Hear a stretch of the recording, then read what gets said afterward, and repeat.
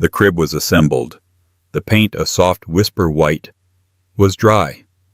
But Irina Hayes, 7 months pregnant, was gone. The only thing left was a note taped to the empty nursery door, 4 sentences that would ignite a firestorm. I saw you. I know what you are. Don't look for me. The baby deserves better. When her husband Marcus Hayes read those words, his first call wasn't to the police. It was to his lawyer. He didn't feel grief. He felt a cold, sharp panic. She knew. But what did she know, and who had she seen? To anyone in the affluent suburb of Silver Creek, Irina and Marcus Hayes had it all. He was the dynamic, charismatic CEO of Hayes Innovations, a tech startup that had just landed a massive government contract. She was the brilliant, beautiful former forensic accountant who had given up her career to support his, and who was now 7 months pregnant with their first child. Their sprawling modern home, all glass and polished concrete, was a testament to their success. But Irina hadn't given up her skills. She had merely redirected them. For 6 months, a tiny, cold dread had been growing in her stomach right alongside her baby. It started with the small things. The hushed phone calls Marcus took on the balcony, the late nights at the office that reeked of an unfamiliar, expensive perfume, not her Chanel, but something heavier, muskier. It was the way he flinched when she touched his phone, the way his eyes slid past hers when she asked about his day. Marcus, a master of gaslighting, had a defense for everything. The calls were sensitive negotiations. The scent was from a client meeting at a cigar lounge. Her questions were hormonal and paranoid. Irina, honey, you're overthinking. He'd coo, rubbing her swollen feet. This pressure, it's all for you, for us, for the baby. But Irina had spent a decade tracking multi-million-dollar deceptions. She knew the patterns of a liar. She knew the scent of a cover-up. On Tuesday, her suspicion became a physical, sickening certainty. Marcus had claimed he was flying to Chicago for a 24-hour merger talk. A last-minute emergency. He'd kissed her forehead, his lips cool, and told her to rest for the baby. 3 hours later, her best friend Chloe Benson called, her voice bright. Hey, I'm at the Willow Creek Brio picking up that ridiculous lavender latte I love. I just saw Marcus's car, the black Tesla, in the parking lot. I thought he was in Chicago. Irina's blood ran cold. The Willow Creek Brio wasn't near his office. It was a discreet high-end cafe in a secluded part of town known for its private booths. He had a last-minute change. Irina managed, her voice shaking. He's meeting a local investor. I forgot. Oh, okay. Well, want me to bring you a scone? No, Chloe. I have to go. She hung up, her mind racing. He had lied. A bald-faced, easily discoverable lie. He was getting sloppy. Or he just didn't care anymore. She grabbed her keys, ignoring the voice in her head screaming that she was 7 months pregnant and shouldn't be driving while hysterical. But she wasn't hysterical. She was cold. She was a scientist, and this was an experiment. She just needed to see the data for herself. She parked across the street from the Brio, her heart a trip hammer against her ribs. She didn't have to wait long. He walked out, not with a grizzled investor, but with her. She was, in a word, gorgeous. Tall, with legs that went on for days, wrapped in a forest green dress that clung to every curve. Her hair was a waterfall of impossible platinum blonde, and she laughed, tilting her head back, her hand resting on Marcus's arm in a gesture of intimate, casual ownership. Marcus, her. Marcus was beaming. He wasn't the tired, stressed husband he was at home. He was the vibrant, charming man she had first fallen in love with. He leaned in, whispered something, and the woman laughed again. Irina felt the betrayal like a physical blow knocking the air from her lungs. She watched as he handed the woman a thick manila envelope. The woman took it, sliding it into an expensive-looking leather briefcase. It looked like a transaction. A payoff. Then the woman did something that shattered Irina's last defense. She stood on her tiptoes, kissed Marcus fully on the lips, a long, lingering kiss, and then walked to a sleek silver Maserati parked 2 spots down from Marcus's Tesla. Irina sat frozen as both cars pulled out and drove in opposite directions. She stared at the empty space where they had been, her vision blurring. It wasn't just a suspicion. It was a fact.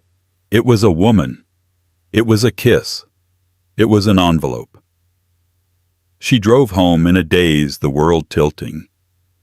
Every promise, every shared smile, every future plan felt like a prop in a stage play she hadn't known she was performing.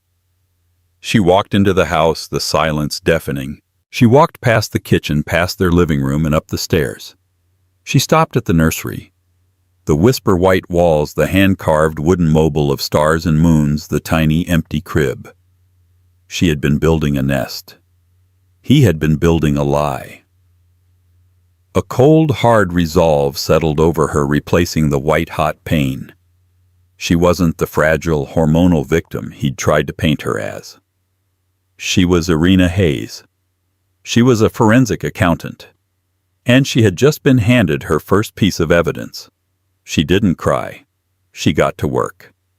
Marcus Hayes checked his reflection in the smoked glass elevator of his office building. He straightened his custom-tailored Zegna tie and ran a hand through his perfectly coiffed hair. The meeting with Isabel had gone perfectly. The final tranches of capital were being moved. Another week, maybe two, and they'd be untouchable. His phone buzzed. A text from SV, package delivered. Subject: confirmed receipt. Your move. Marcus smiled. He'd handle SV later. First, he had to play the part of the returning husband. He'd already sent the flight delayed text to Irina full of fake apologies. He'd pick up flowers, rub her feet, and listen to her complain about her back. The thought made him sigh. She had become so maternal, so dull. He walked into his house at 8:02 p.m. Irina, I'm home. Silence. The silence was absolute. Not just quiet, but a heavy, oppressive void. There was no TV on, no music playing, no sound of her pottering in the nursery. Irina, he called again, a flicker of annoyance, not concern in his voice. The kitchen was dark. A single teacup sat on the counter, cold. He walked through the downstairs. Nothing. He climbed the stairs, the expensive wool runner muffling his footsteps. This isn't funny, Irina. My flight was hell. He checked their bedroom. Empty. The ensuite bathroom. Empty. He could feel a strange prickle on his neck. He walked down the hall to the one room she spent all her time in.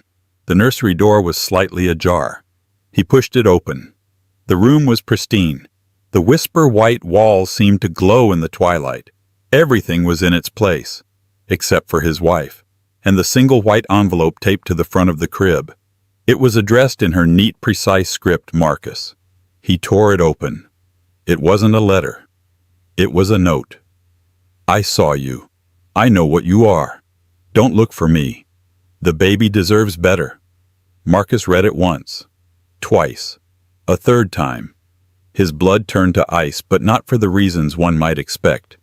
He wasn't heartbroken. He wasn't even sad. He was instantly and profoundly terrified.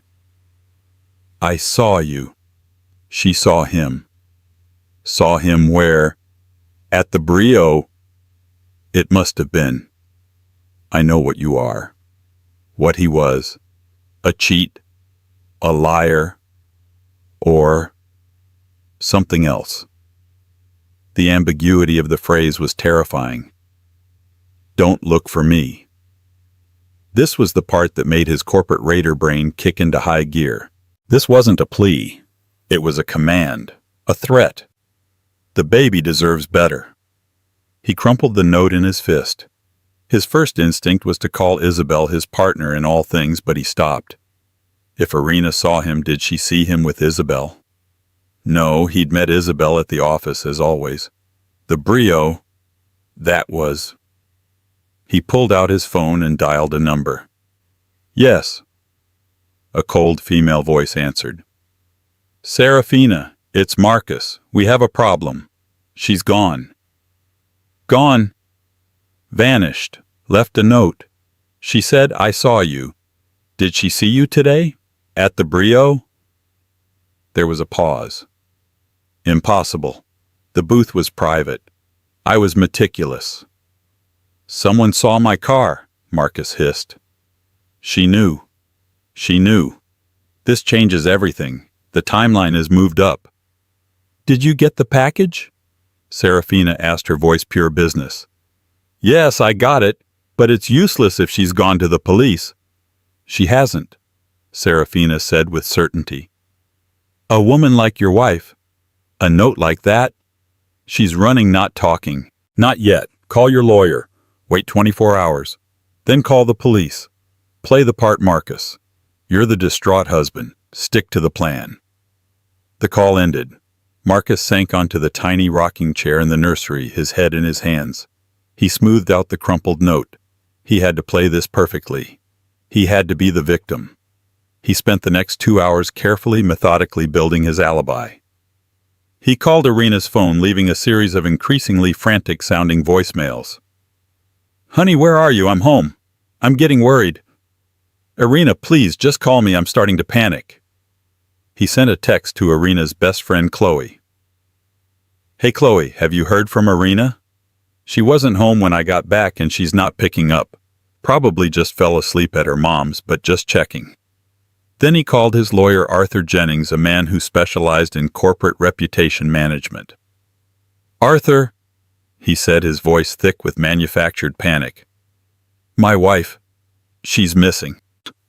The next morning, precisely 24 hours after she officially went missing, Marcus Hayes called 911 to report his 7 months pregnant wife had vanished. Detective Miles Corbin had been on the job for 20 years. He'd seen it all, and he hated domestic cases, especially rich people domestic cases. They were always messy, and the husbands were always just a little too smooth. Marcus Hayes was far too smooth. Corbin stood in the immaculate living room sipping a stale coffee from a thermos. Marcus was on the couch, his head in his hands, but his $5,000 suit wasn't even wrinkled. His eyes were red, but Corbin knew how to fake that just rub your eyes hard enough. Mr. Hayes, Corbin said, his voice a low gravel. Let's go over this again. You got home from a business trip at 8 p.m. You found this note. He held up the note now in an evidence bag. And you waited 24 hours to call us. Why, my lawyer, Arthur Jennings. Marcus stammered. He said that since she left a note, she wasn't missing.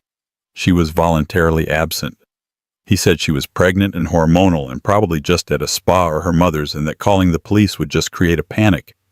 But I couldn't wait any longer. My pregnant wife is gone. Corbin's eyes narrowed. Jennings. Of course.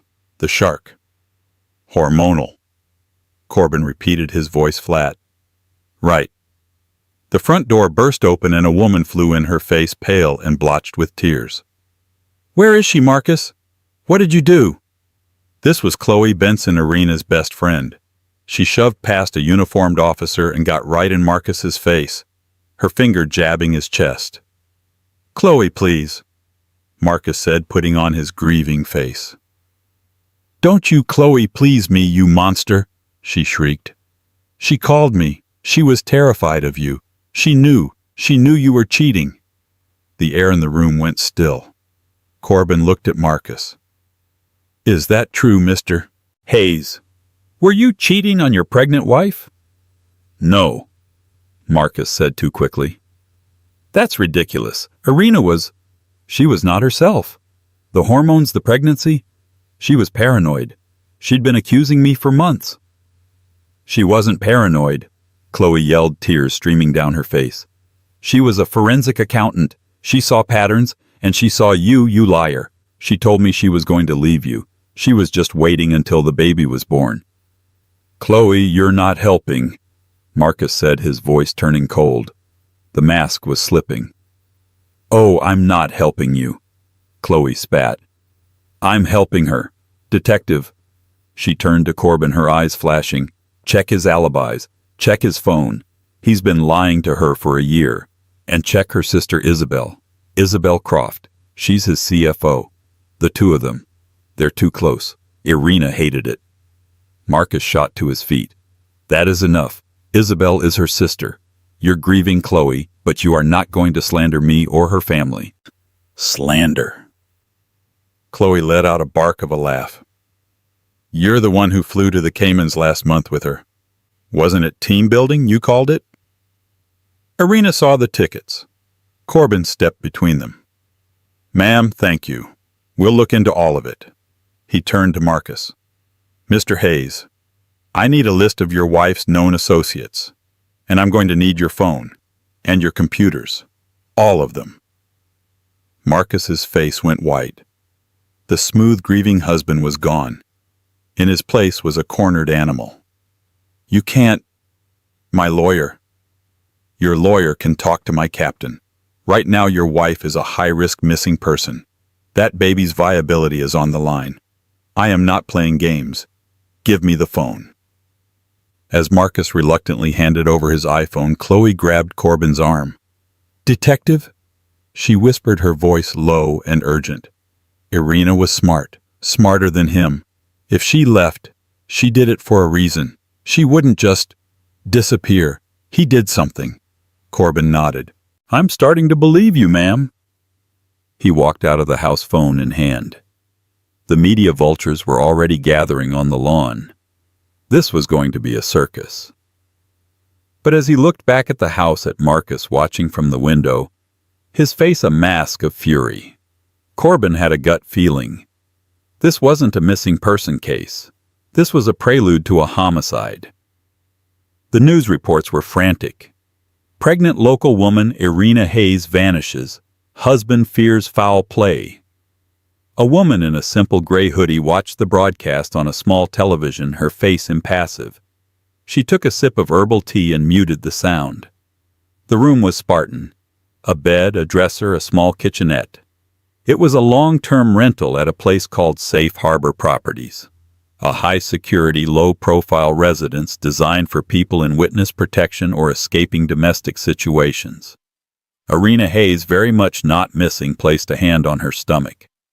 It's okay, little one, she whispered. Mommy's just at work. The door opened and a woman walked in. It was the gorgeous affair from the Willow Creek Brio.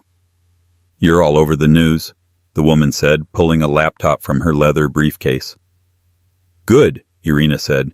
Is he panicking? Panicking doesn't cover it, said the woman. This is Serafina Vance, not SV, not Mistress. She was the top-rated private investigator at Vance Investigative Solutions. He called me, you know, Serafina said, setting up the laptop. Right after he found your note. He thinks I'm his mistress, the one you saw. You played the part well, Irina said, a small cold smile touching her lips. That kiss was convincing. It's a dirty job, Serafina shrugged, not smiling. But it got me close. He's arrogant. He hired me 3 months ago. Guess what for? To find out if I was cheating? Irina said, her voice flat. Bingo. He wanted to build a case to void the prenup citing infidelity. The irony is so thick I'm choking on it. He's paying me a fortune to dig up dirt on you while he's... Well, while he's what? Irina asked, her eyes sharp. This was the flashback, the real story. Irina hadn't just suspected an affair. She knew. She had put a tracker on his car months ago. She had seen the charges from Fidelity Trust International, a bank in the Caymans. She knew he was moving money. Their money. Company money. The affair was a distraction. The real crime was the embezzlement. She couldn't go to the police. Marcus was the golden boy. He'd paint her as the hysterical pregnant wife. She had to get proof. Hard, irrefutable proof. But she couldn't get close enough. He had locked her out of their finances, out of his company. Then a miracle. She checked his browser history. He was sloppy about clearing everything and saw a search for Vance Investigative Solutions. She did her own research. Serafina Vance. The best. Irina had taken the biggest gamble of her life. She had gone to Serafina's office before Marcus could. He's going to hire you, Irina had said, sitting across from the intimidatingly chic investigator. He's going to ask you to investigate me for infidelity. Serafina had raised a perfectly sculpted eyebrow. "And I want you to take the case," Irina said. "Take his money. And while you're investigating me, I want you to be my inside agent. I want you to investigate him." "That's a conflict of interest, Mrs. Hayes." "It's a convergence of interest," Irina corrected. "I will pay you double your retainer. He's cheating on me, but that's not what I care about. He is a criminal. He's embezzling from his own company, Hayes Innovations. And I have a feeling the affair is just the cover." "And who is the affair?" Serafina had asked. Irina's voice broke for the first time. "My sister, Isabel Croft, his CFO." The betrayal was so deep, so profound, it had almost broken her. But Irina had channeled that pain into cold, hard rage. Serafina, who had seen her share of scumbags, took the case. "This is highly irregular," she'd said. "I love it." So Serafina had played her role. She'd let Marcus hire her. She'd fed him useless reports about Irina. Subject went to prenatal yoga. Subject had lunch with Chloe Benson. Meanwhile, she was using the access Marcus gave her to be Irina's eyes and ears. The meeting at the Brio wasn't a tryst, it was the final handoff. "He thinks I'm his ally," Serafina said back in the safe house. "He thinks the envelope I gave him, which I told him was the proof he needed against you, was the only one. He has no idea about the one he gave me." She tapped the manila envelope Marcus had handed her at the cafe. "So, what did he give you?" Irina asked. "He's dumber than I thought," Serafina said. "He thinks I'm just a PI. He doesn't know my background is in digital forensics. He asked me to secure some files for him. He thinks I'm his partner in crime. He gave me a hard drive." "A hard drive contains the entire offshore accounting ledger for Fidelity Trust International, every transfer, every date, and best of all..." Serafina's grin was wolfish. "It has the name of his co-conspirator, the one helping him move the money from inside Hayes Innovations." Irina held her breath. "My sister, Isabel Croft, signed and dated on every transfer authorization." Irina let out the breath she'd been holding for a year. "He's ruined." "They both are," Serafina corrected. "Your note was genius. It sent him into a tailspin. He's focused on the affair and the missing wife, just like you predicted. He's not even thinking about the money." Irina stood and walked to the window, looking out at the anonymous brick wall of the building next door. "He took my career, my home, my family. He's not just going to jail. I'm going to take everything." "So what's the next move?" Serafina asked. "Now we leak, but not to the police. Not yet. Detective Corbin is smart, but he's looking for a body. I'm not a body. I'm a predator. It's time to alert the other predators." Irina turned her face a mask of iron. "Send the full file, anonymously, to the SEC." The SEC investigation moved with a speed that was terrifying. An anonymous tip containing a payload of meticulously organized data had landed on the desk of a senior enforcement agent. Within 48 hours, a quiet freeze was placed on all assets related to Hayes Innovations and Fidelity Trust International. Marcus Hayes found out when his corporate Amex was declined at a gas station. He was unraveling. The police were a constant humming presence. Detective Corbin had been at his house, his office, talking to his staff. The media was camped on his lawn, broadcasting his grieving husband face to the world.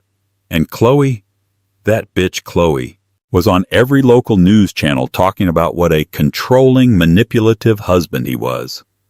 But this was new. He sat in his Tesla, the payment declined message burning on the screen. He tried his personal card, declined. He called the bank. "Sir, a temporary hold has been placed on your accounts pending a federal review." "Federal review? What federal review?" The line went dead. He floored it, not to his house but to the office. He burst past his assistant and stormed into the one office he'd been avoiding. Isabel Croft, his CFO, and Irina's sister looked up, her face pale. "Marcus? What?" They know, he hissed, locking the door.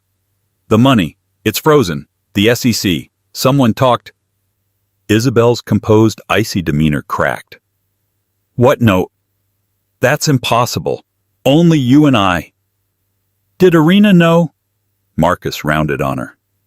Did you ever mention the transfers to her? Of course not.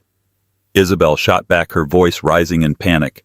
I hate her. Why would I tell her I was helping her husband ruin her? I've been covering our tracks for a year. Well, you missed something, Marcus roared. She's not just missing. She's doing this, that note. I know what you are. She didn't mean a cheat, Izzy. She meant a criminal. The realization hit them both at the same time. This wasn't a domestic dispute. This was a corporate takedown. The hard drive, Isabel whispered, her eyes wide with terror. The one you gave to that PI.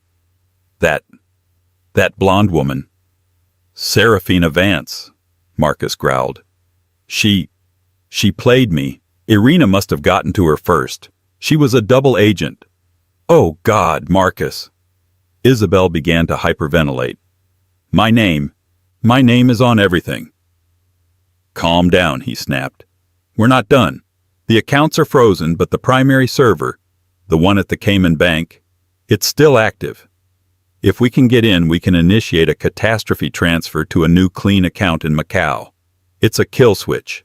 It'll wipe the servers at Fidelity Trust clean. But we can't access it from here, Isabel said. The security protocols, they require the physical encryption key.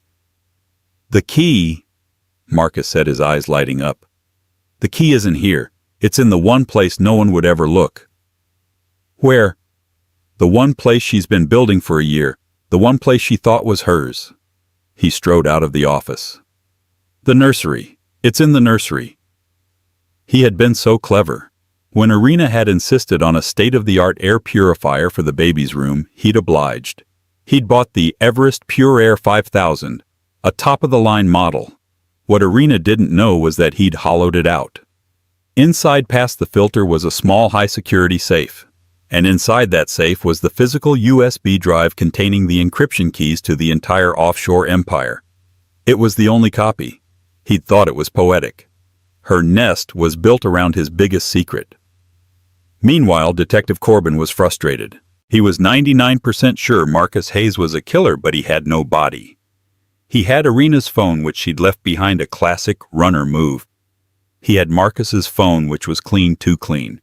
The man had clearly used a burner. He was grilling Chloe Benson for the third time. I'm telling you, Chloe insisted, Irina isn't a victim. Not in the way you think. She wouldn't just run, she'd fight. She's a forensic accountant. She'd build a case. A case for what? Corbin sighed. Divorce. For everything, Chloe said. Her sister, Isabel. Start there. I'm telling you, she's the key. Irina always said Izzy's been jealous of me since birth. She'd do anything to take what's mine. Corbin's phone rang. It was the forensics lab. Detective. The tech said, you were right. The husband's phone was a bust. But we did a deep dive on the home network like you asked. The Wi-Fi router, someone, not Marcus, was logged into the router's admin panel 2 days ago. From inside the house. They installed a packet sniffer. Meaning what? Corbin asked, sitting up straight. Meaning, they're watching all his internet traffic, every keystroke, every site he visits, and the sniffer is routing all that data to a secure off-site IP. Someone's been spying on him. Corbin looked at Chloe. She's not running. She's hunting. And, the tech added, that IP address just pinged us. It's an automated alert. It's forwarding a new data packet right now. The subject, Marcus Hayes, is currently at his home address and is trying to access, let me see, a secure server based in the Cayman Islands. Corbin was on his feet. He's at the house. He's destroying evidence. Get me 2 units. Now. Marcus and Isabel tore through the house. The media on the lawn scrambled as Marcus's Tesla ripped up the driveway, Isabel's car right behind. Ignore them, Marcus yelled, pushing past the front door. They ran up the stairs to the nursery. The room was just as he'd left it, quiet, calm, and waiting. The purifier, he said, moving toward the high-tech white obelisk in the corner. Marcus, the police, Isabel said, peering nervously out the window. A car. It just pulled up. It's just the media. Get over here and watch the door. Marcus pulled the purifier away from the wall. He unlatched a hidden panel, bypassed the filter, and accessed the small digital safe. He typed in his code. It clicked open. Inside, resting on black velvet, was a small, sleek USB drive. Got it, he breathed. Thank God, Isabel said, relief flooding her face. Now my laptop, in my office. They ran to his home office, the nerve center of his operation. He slammed the door, sat at his desk, and plugged in the drive. Isabel hovered over his shoulder, wringing her hands. Okay, he said, his fingers flying. I'm in. Accessing the Fidelity server, bypassing the SEC freeze, routing to the Macau hub. A series of code windows flashed on his screen. Come on, come on. It's working, Isabel whispered. The transfer bar. It's moving. Just a few more seconds, Marcus said, a triumphant, ugly grin spreading across his face. It's all going. Everything. They get nothing. She gets nothing. Beep, beep. A new window popped up on his screen. It was red. Access denied. File integrity compromised. System lockdown initiated. What? Marcus yelled. What is this? He tried to close the window. It wouldn't close. He tried to pull the USB. The system wouldn't eject. A new file appeared on his desktop. A video file. It was named A Message for Marcus. Don't click it, Isabel screamed. But he already had. The screen flickered and a face appeared. It was Irina. She wasn't in a dark, damp basement. She wasn't at a spa. She was in a clean, well-lit room. She looked healthy. She looked powerful. Hello, Marcus, her voice said, clear and cold. Hello, Izzy. Surprised to see you two together. I'm not. Isabel let out a small, terrified squeak. You're probably wondering what's happening, Irina continued, as if discussing the weather. You see, Marcus, you taught me a lot about security. While you were busy building your empire of lies, I was just studying. The video split. On one side was Irina. On the other side was a live feed of them in the office, right now. A tiny webcam hidden in the monitor was staring right at them. That USB drive, Irina said, was a decoy. A very expensive, very obvious decoy. I swapped it out 3 days ago. The real one is safe with me. The one you just plugged in. That's a little gift I built myself. It's called a honeypot, or in your case, a money trap. Marcus was slamming the laptop, trying to shut it. It was completely frozen. The moment you plugged that drive in, Irina's voice echoed in the room. It didn't just lock you out. It did 3 things. 1, it activated a keylogger and packet sniffer that recorded your every move, including the IP and access codes for your Macau hub. 2, it initiated a full data dump, not a transfer, of every single file, every ledger, every secret account from the Cayman server directly to the SEC, the FBI, and just for fun, the IRS. And 3, Irina leaned in close to the camera, her eyes boring into theirs. It sent your exact real-time location along with a copy of your entire criminal enterprise to my new friend, Detective Miles Corbin. As if on cue, the sound of a battering ram smashed through the front door. This is the police. We have a warrant. Hands in the air. Isabel screamed a long, piercing wail. Marcus just stared, dumbfounded, at the face of his wife on the screen. You see, Marcus, Irina said, her voice dropping to a whisper. You were right. The baby does deserve better. And so do I. I didn't see you with your affair. I saw you with my investigator. I didn't know what you were. I knew what you were. And the note that wasn't a goodbye. A small, cold smile played on her lips. It was a confession, yours. The screen went black. The office door burst open and Detective Corbin stood there, gun drawn. Marcus Hayes, Isabel Croft. You are under arrest for fraud, embezzlement, and conspiracy. As he was cuffed, Marcus looked at the blank laptop screen, his entire empire, his entire life reduced to a black mirror. He had been so busy watching his back he never realized the person he should have been afraid of was the pregnant woman sleeping next to him. The 6 months that followed the arrests were not a period of peace, but of meticulous, grinding legal warfare. Irina, having given birth to a healthy baby girl named Lily, did not retreat into motherhood. She prepared. She brought the same methodical cold-fire intensity she'd used to track her husband's crimes to the prosecution of those crimes. She was, as the U.S. attorney put it, the prosecution's entire case wrapped in a blanket.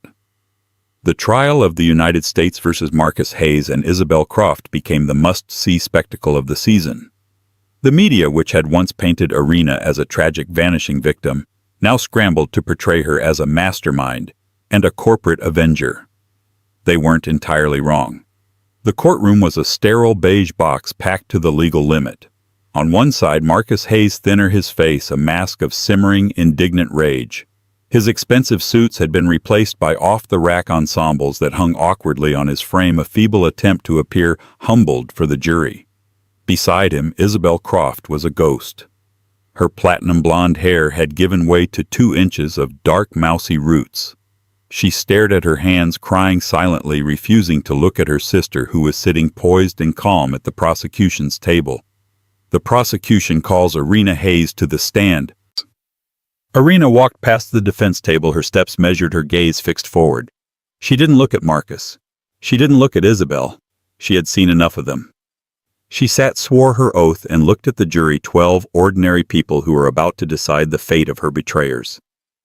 Ms. Hayes, the young, sharp prosecutor began, could you please explain to the jury in your own words what you did after you suspected your husband of infidelity? Arthur Jennings, Marcus's high-priced lawyer, was on his feet. Objection, relevance. We are not here to try a divorce case. Overruled, the judge snapped. It goes to motive and timeline. Proceed, Ms. Hayes. Irina's voice was clear, crisp, and devoid of the melodrama the courtroom craved. I was not a wife suspecting an affair. I was a forensic accountant who had detected a pattern of financial anomalies. The affair, as it turned out, was merely a symptom of a much larger systemic crime. It was a distraction. She spent the next 4 hours walking the jury through the data. She didn't speak of betrayal or broken hearts. She spoke of swift transfers, shell corporations, and encrypted ledgers. She used a laser pointer to show them the digital signatures, the backdated authorizations, the mirrored accounts. She showed them with damning clarity how Marcus and Isabel had systematically siphoned over $70 million from Hayes Innovations, much of it tied to sensitive government contracts. So you see, she concluded, turning to the jury, this wasn't about a broken marriage. This was about a breach of national security facilitated by greed and covered up by a smokescreen of domestic bliss. The air was electric. But Arthur Jennings saw an opening. He approached the stand for his cross-examination, his face a mask of feigned sympathy. Ms. Hayes, he began, his voice dripping with condescension. That was a remarkable story. A story of a woman scorned, wouldn't you say? I would say it's a story of racketeering, Irina replied, unblinking. You were 7 months pregnant. Your hormones, he sneered, the word must have been overwhelming. Is it not true that you were, by your own best friend's admission, paranoid and obsessed with your husband? I was obsessed with the truth, Irina said. My pregnancy is irrelevant. My profession is not. Your profession. You hadn't worked in 2 years. You were a housewife. Is it not true that you hired a private investigator, a Ms. Serafina Vance, to entrap your husband, to play the part of a mistress to plant evidence? I retained Ms. Vance, yes, Irina said calmly. After I discovered my husband had already hired her to manufacture a case of infidelity against me to void our prenuptial agreement, I simply offered her a more compelling and truthful counteroffer. As for entrapment, Mr. Jennings, you cannot entrap someone into committing a crime they have already been committing for 2 years. You can only give them the tools to expose themselves. So you staged your own disappearance, he thundered. You left a hysterical emotional note. You lied to the police. You wasted thousands in public resources, all for this theatrical revenge. Objection, the prosecutor called out. I'll allow it, the judge said, leaning forward. Answer the question, Ms. Hayes. Irina leaned into the microphone. I did not lie, sir. I left. I removed myself and my unborn child from a dangerous and volatile situation. I left a note for my husband that was, as I am under oath, 100% truthful. And I did not waste police resources. I handed Detective Corbin a case that was 99% complete. The theatrics, as you call them, were the only way to get a man like Marcus Hayes, a man who believes he is above all law, to make a mistake. It was the only way to get him to walk into the trap he himself had set. The trap? Jennings scoffed. And what trap was that? The hard drive, the one you admit to planting in his nursery safe. Mr. Jennings. Irina said, a small, cold smile touching her lips. My husband wasn't arrested because of the hard drive I planted. He was arrested because while his entire life was imploding, his first and only instinct was to run to his home office with his co-conspirator to access a multi-million-dollar illegal offshore account. He was arrested because his greed was more powerful than his common sense. I didn't trap him. I simply illuminated the bars of a cage he had been building for himself for years. Jennings was silent. He had no more questions. The final devastating blow came the next day. The prosecution played the video, the entire video, the one captured by the webcam in Marcus's office monitor, triggered by the honeypot USB drive. The jury watched in rapt horror as the two most powerful people at Hayes Innovations, the charismatic CEO and the brilliant CFO, dissolved into raw animalistic panic. They watched Marcus slam his fists, watched Isabel hyperventilate. They heard him yell, "She's doing this, that bitch. She's taking it all." They heard Isabel's piercing wail, my name is on everything." And then they watched the split screen as Irina's pre-recorded message played, explaining in cold, precise detail exactly how they had just destroyed themselves. The video ended and the courtroom was silent. The jury was out for less than an hour. On the charge of conspiracy to commit wire fraud, guilty. On the charge of embezzlement, guilty. On the charge of money laundering, guilty. 24 counts in total. Guilty, guilty, guilty. Isabel Croft collapsed a boneless heap and had to be carried from the courtroom by the bailiffs. Marcus Hayes did not move. He simply stared not at the judge, not at his lawyer, but at Irina. His face was no longer angry. It was for the first time empty. He truly saw her, not as his wife, not as a possession, but as the architect of his annihilation. It was a look of pure, unadulterated shock. He had been so busy building his own legend, he'd never read the fine print. Irina adjusted the lapel on her blazer and walked out of the courtroom, never once looking back. The harvest of karma was brutal and swift. Marcus Hayes, as the ringleader and a violator of government contracts, was sentenced to 20 years in a federal medium-security prison. Isabel Croft, for her cooperation after the guilty verdict, a desperate last-ditch attempt to save herself, received 12. Hayes Innovations was dissolved, its assets seized by the government to pay back the contracts it had defrauded. The gleaming glass and steel building was padlocked. The brand Hayes was now synonymous with disgrace. Arthur Jennings was later investigated for his corporate reputation management tactics, which skirted the line of witness tampering. Irina saw her sister one last time in a sterile transport holding area before she was sent to prison. Irina had requested the meeting. Isabel sat behind the thick glass, her face puffy and sallow, her hands cuffed.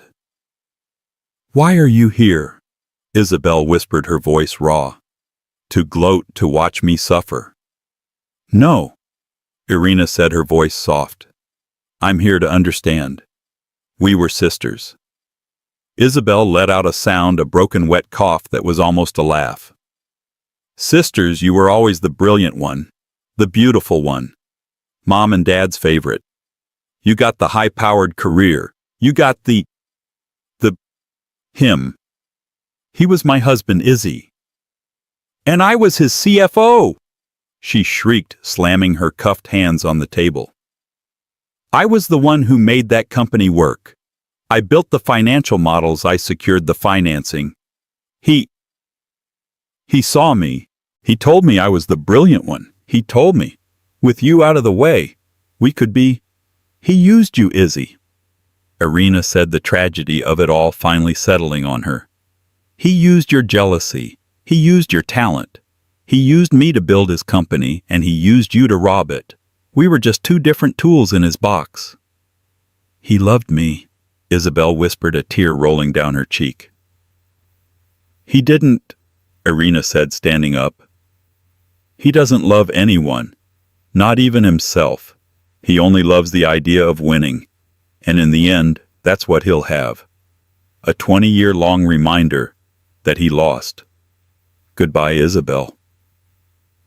She left her sister there weeping for a man who had already forgotten her name, a prisoner of a jealousy she had nursed her entire life. A month later, there was a knock on the door of Irina's new apartment. It was a bright, cozy two-bedroom filled with the scattered, happy chaos of a newborn, a playmat, a bottle warmer, a half-assembled mobile. It was a life, not a showroom. She opened the door, baby Lily asleep on her shoulder. Detective Miles Corbin stood there, his hat in his hands. "Ma'am, Ms. Hayes?" he said, shifting awkwardly. "Detective." She smiled. "Please come in. Can I get you a... Well, I have water or baby formula." "Water's fine, thanks." He stepped inside his large frame, looking out of place. He accepted the glass and took a sip, mostly to have something to do with his hands. I came by to officially close the missing persons case," he said, a small wry smile on his face. "Paperwork." "I appreciate that, Detective." He looked around the room, so different from the cold, modern mansion he'd first seen her in. "This is... nice. You look good. The baby... she's beautiful." "Thank you," Irina said, her voice warm. "We're happy here." An awkward silence fell. "Look, Ms. Hayes," he finally blurted out. "I gotta say, I've been a cop for 20 years. When I walked into that house, when I saw that note, I had a whole story written in my head. Hysterical, hormonal pregnant wife, abusive cheating husband, a domestic dispute turned... well, you know. I was looking for a body." "I know," Irina said gently. "I was looking for a victim," he continued. "But you were never a victim, were you? You were a goddamn predator. You were the lead investigator. You ran your own sting operation. You committed, I don't know, at least a dozen prosecutable offenses. Breaking and entering your own house, evidence tampering, obstruction. You're lucky the U.S. attorney was so grateful." "I was a mother detective," Irina said, her eyes finding his. "I wasn't a vigilante. I was protecting my child. I couldn't go to the police. I had no hard evidence. I was a hormonal pregnant wife. Remember, Marcus would have buried me in court. He would have painted me as unstable and taken my child. The only way to win was to let him think he was winning. The only way to get justice was to let him expose himself." Corbin nodded slowly. "That note. I still think about that note." He pulled a crumpled copy from his pocket, the one from the evidence file. "It's the part that gets me," he said. It was perfect. You weren't explaining why you were leaving. You were explaining why you were staying. To fight." Irina reached out and touched the paper. "It was the truest thing I've ever written," she said. "I saw you." He thought I meant the affair. I meant I saw the real him. The spreadsheets, the offshore accounts, the sociopath. "I know what you are," He thought I meant a cheat. I meant a federal criminal. Don't look for me. He thought I was a missing person. I was telling him, you will not find the weak, broken woman you thought I was. She is gone. The baby deserves better. He thought it was a threat. It wasn't. It was a business plan, a promise, the guiding principle for everything I did next. Corbin tucked the note back into his pocket.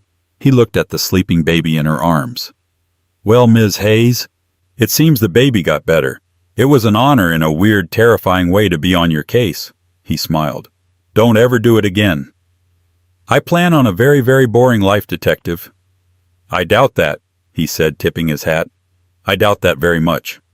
6 months later, the park was golden with late afternoon sun. Irina Hayes sat on a bench, gently rocking a stroller. Lily was cooing, her tiny hands reaching for a wooden toy. Chloe sat next to her, handing her a latte. Okay, so Croft and Benson Financial Solutions. Are we sure about the name? Irina laughed, a real easy laugh that reached her eyes. It's perfect. The irony is delicious. Using your sister's name, the one who tried to ruin you. I'm reclaiming it, Irina said, taking a sip. It's a reminder that a name is just a name. It's what you do with it that matters. Besides, Benson and Hayes sounded too domestic. Chloe rolled her eyes. So our first client, Mrs. DeLuca, did she take the bait? She's not bait, Chloe, Irina said, though she was smiling. She's a woman in a bad spot. Her husband has her on a $200 a week allowance while he's hiding assets in a trust. He's a lot like Marcus, just dumber. So you're helping her set up her own honeypot. I'm helping her perform a financial audit, Irina corrected, pro bono. I'm teaching her how to read a bank statement, how to spot a shell, and how to build a case for her lawyer. I'm not a vigilante, she said, echoing her words to Corbin. I'm just a very good accountant, a consultant. Serafina Vance had been their first and only investor. She'd sent a check for $100,000 to Croft and Benson with a note for the next 10 women who need to burn it all down. Call me when you need a door kicked in. Irina looked at her sleeping daughter, her face a perfect tiny picture of peace. She thought about the life she'd had. The glass house, the expensive cars, the hollow man she'd been married to. It was all so loud. This was better. This was real. She had vanished, yes. She had spotted her husband with his gorgeous affair, and in that moment she had a choice: crumble or calculate. She chose to calculate. The note had been the key. It wasn't an explanation of her despair. It was the invoice for her betrayal. It wasn't the end of her story. It was the opening sentence of her real life. She hadn't been a damsel in distress. She had been a forensic accountant, and she had just begun the most important audit of her life. She had balanced the books. And finally, after all of it, her life was for the first time truly demonstrably in the black. In the end, the note wasn't a document of a victim. It was the first page of a manifesto. Irina Hayes didn't just disappear. She executed a flawless tactical retreat. She proved that the most dangerous person isn't the one who screams, but the one who prepares, the one who watches, and the one who understands that information is a weapon. Marcus and Isabel learned that hard karma isn't just a saying. It's a receipt for every betrayal delivered in full with interest. They thought they were building an empire, but they were just building their own prison. Irina and her baby girl are safe now, a powerful reminder that a new honest life can be built from the ashes of a devastating lie. The gorgeous affair wasn't the enemy. She was the key. And the note. It explained everything, just not in the way anyone expected. What did you think of Irina's intricate plan?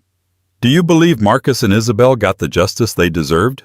Let us know your thoughts in the comments below. If you love this story of twists, justice, and ultimate karma, please hit that like button. Share this video with someone who loves a good drama, and most importantly, click subscribe and ring the bell so you never miss one of our real-life stories. Thanks for listening.